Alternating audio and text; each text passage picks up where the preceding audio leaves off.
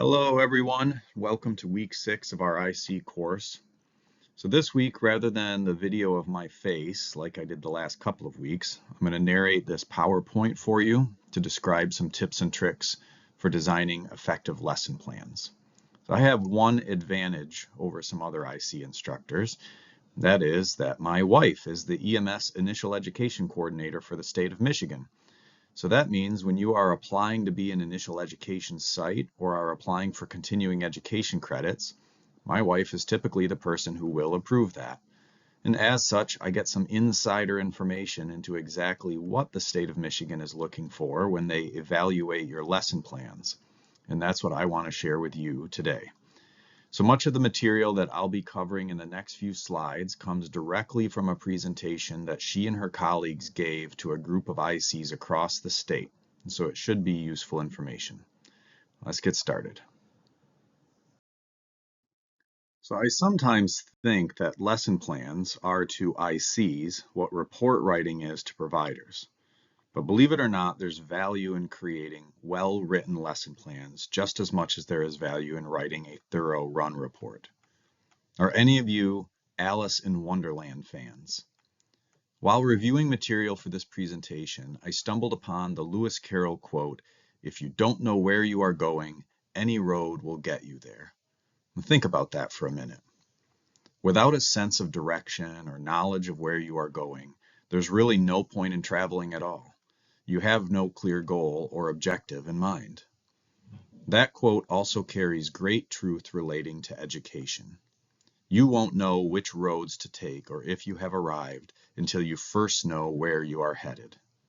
Lesson plans are, therefore, your roadmap to where you are going with your class. If you don't have well-written objectives, you may very well leave your audience scratching their heads both during and after your class because the message you were trying to deliver wasn't clear. Lesson planning is essentially a chance for you to brainstorm. This is where you will let your creative juices flow. During the initial planning, you will generate ideas for class activities, scenarios, sequencing of the day, if you need co-instructors, and more. I'm not going to sugarcoat it. Lesson plans do take time to develop and write, but a well thought out and articulate lesson plan will help ensure your class is a success and your students gain knowledge and skills because of the effort you put into the process. Lesson plans help us to gather our thoughts and anticipate the needs of our audience. As an instructor, I don't think there's anything more rewarding than when students walk out of a classroom and they continue the conversation from class and you can hear the excitement in their voices.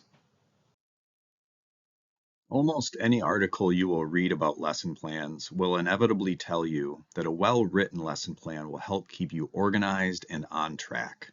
It will also act as a guide to follow while you are presenting to help ensure you maintain a timeline or schedule. It is essential that you also sort and prioritize the most important objectives to ensure that you will have time to cover that information in your class. Because lesson planning is something that you do before your class, it allows you time to think about what the needs of your audience might be. This process helps you to answer the who, what, where, and when regarding your presentation. Some things to consider when you write your lesson plan include the age of your audience. Are they professional adults or high schoolers? Whether they are volunteer or career practitioners, and their experience level. Learning preferences and styles should also be considered at this point because you want to capture the audience's attention and make the learning process more meaningful and enjoyable. If you have your I's dotted and T's crossed, you will come across as polished, articulate, competent, and professional. And let's not forget that a lesson plan will help someone if they have to teach the class for you because your lead instructor is on vacation or is sick this weekend. Lesson planning can also help your co-instructors set up your room and skills stations and complete other ancillary tasks as necessary. We spent last week in our class covering goals and objectives. As you will recall, goals are broad, general statements, while objectives are specific, measurable statements. You'll recall that I taught you about the ABCD method of developing objectives, which ensures that you include the audience, behavior, condition, and degree in each of your objectives. These are critical elements of an effective lesson plan, and the state officials will be reviewing them carefully to ensure they are well designed, applicable to your course topic, and sufficient in number to justify the time spent. In fact, the state typically requires that you have 3 to 4 objectives for every hour of content that you're including in your class. That means that if you're requesting a 4-hour class, you should identify 12 to 16 objectives. That's quite a bit. I'm not going to spend much time covering goals and objectives again, since we just did so last week. But before we completely move on from this topic, there's one more way to think about these that may be helpful. As we learned, a goal is a broader definition of what you ultimately want for your students. So in this context, goals generally refer to the higher order ambitions you have for your students. Goals take time to achieve, so they don't happen overnight. It's something you have to work towards achieving. One helpful way to think about these is that goals are intended for students. It's a brief description of the point of your lesson or class. What will they have achieved when they complete the course? In contrast to goals, objectives are narrow and short-term. Objectives are also the specific measurable competencies that you will assess along the way to ensure your students are meeting the goal you have set for them. Objectives help you measure students' understanding of a topic, and in this way, objectives are written just as much for your benefit as they are for your students. You're creating an outline for yourself of exactly which content you'll cover and how you'll measure whether your students successfully learned the related content. A lesson plan outline is a document that summarizes what you'll teach in a given lesson and why you're teaching it. It usually includes standards, activities, materials, and assessments. A lesson plan outline can help you organize your classes, evaluate your teaching, and acts as a guide for substitute teachers. An outline really is a summary of what you are planning to cover in the class, and it shows instructors and students how you will meet the goals you set for the particular class. Student success is more likely when your pupils are actively engaged in classwork and they understand the clearly defined goals and objectives that you have set for them to achieve. As I have said, lesson plans are a key component to help you plan the unique needs of your students so you can plan activities and lectures to enhance their learning experience. They also really do need to know what the ultimate target or goal is so they can measure their own success. As instructors, your level of success is determined by the success of your students. Having a well thought out plan for today also helps you plan for tomorrow. Writing lesson plans challenges instructors to think about how the lecture or activity will be experienced by the students. So consequently, you are ensuring your students get the most value out of what you are putting into your classes. And once you have these developed, it makes teaching the course again in the future significantly easier. All you need to do is maintain and update them to keep them relevant, but the bulk of the course is already built. It might even be wise to keep the evaluations with the lesson plan or keep a journal of what went well and what you would change the next time you teach. Take your lesson plans as an opportunity to reflect on whether your teaching techniques are effective. In addition to hearing about the benefits of quality lesson plans, I also get to hear a lot about common mistakes that lead to poor lesson plans and ultimately the denial of your applications to the state. One of the most common mistakes is that people submit topics in the wrong categories. I'll talk just a little bit more about this in a minute. The state can also only approve credits that fall within the appropriate scope of practice.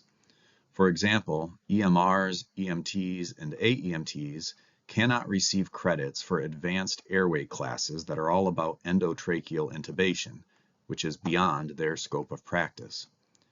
People also commonly request the incorrect number of credits based on the length of their class. And lastly, as we've discussed, please be cognizant of the fact that when you write objectives, they do need to be specific and measurable.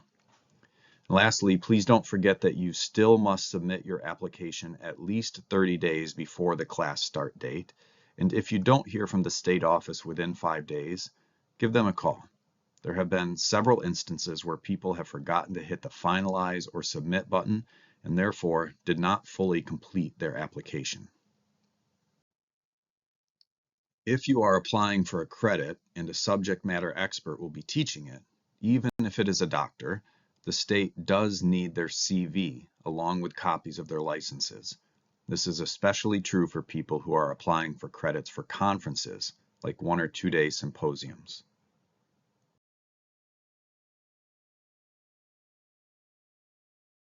Here is a list of the categories you can choose from. It's also worth noting that topics such as communication and documentation belong under the operations category. If you are struggling to remember which topic goes with what category, the CE conversion document located on the state's education website will be your new best friend. Even the state office uses this document to verify that you're requesting credits in the proper category. I'll include a link to it below this video. Now, a couple of slides ago, I mentioned people were commonly applying for the wrong credit hours. For some reason, there have also recently been a lot of requests for quarter and three-quarter credits, which is not allowed. It's actually in the administrative rules that the state can award either half or whole credits. For a half credit, you must have 25 minutes worth of content, and for a full hour, you must have 50 minutes. If you refer to the CE guidelines document, it does state that the credit hours must be listed on the lesson plan itself. And again, the rule of thumb is that for every hour of content, you should have 3 to 4 objectives. My wife likes to tell a story about a conversation she had with an IC about a lesson plan he submitted. He had applied for both assessment and trauma credits, but only had objectives written for assessment. And he told her that he struggles with writing lesson plans in general, specifically with writing objectives. So she said, well, let's work on this together. Remember, our objectives tell us what the students should know or be able to do at the end of the class. So let's start with the end in mind and work our way backward. For this CE, they started with what evaluation he would give to the students and what that would look like. Let's say he was teaching a class on traction splints, and he planned on lecturing and doing skills stations on both the Hare and Sager. One evaluation question might be, what are the differences between a Hare and Sager traction splint? Another question he could bring up at the end of his class is, do you feel more confident using both types of traction splints? And another might be, can you list the indications and contraindications of applying a traction splint? You can now turn around and use the bullet points from your evaluation to write your objectives. Those objectives would now be, 1, the student will be able to list 2 differences between Hare and Sager splints. 2, the student will be able to use both splints confidently and efficiently. And 3, the student will be able to list multiple indications and contraindications of the splints. While you are generating ideas for your class evaluation, you might even think of extra things to include in your equipment list, like a blanket for patients to sit on or moulage for wounds. Your students will notice the attention to detail and will elevate your class to the next level. You can also use this approach to conduct a needs assessment at the same time by considering equipment, additional instructors, and pre-existing knowledge. For example, maybe you just got a Sager for the first time, so all of your students and instructors are familiar with the Hare. This tells you in advance of your lesson that you need to spend more time on the Sager. So now, after covering all of that, let's talk a little bit about putting this all together. Here are the components of the lesson plan that you need to have. These are all listed in the CE approval guidelines document for you. And when you apply for CEs in the state's portal, you will also need the following documents so you can upload them: a copy of the roster you will use, a copy of the evaluation tool you will use, and a copy of your lesson plan. Remember, the system is now capable of automatically creating the certificate of attendance for you, so you don't need to do that step. So what do all these guys have in common? Yes, they are all megastar athletes, but they are also known for their work ethic and their dedication to the sport. Sure, they have natural ability, but they also work at honing their craft.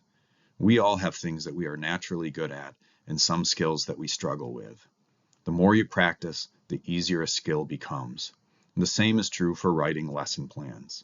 For some of us, this process won't be as much fun as shooting hoops, but the more you practice it, the easier it will become. This slide shows you some helpful tips for when you do submit a lesson plan. One note is to use Firefox or Chrome, since there have been issues with Safari and Internet Explorer in the past. Make sure you're completing all required information, including the credit hours section. Ensure you're attaching all of the extra required documents, and be sure to provide your email or phone contact information. And of course, don't forget to hit the Finalize Course Creation button. Here's a sample of a rubric that the regional coordinators have been using to ensure they are consistently approving or denying lesson plans. Much as I like to use rubrics when grading assignments, which we will cover later in this course, the state office uses them to ensure you are including all of the required elements of your lesson plan.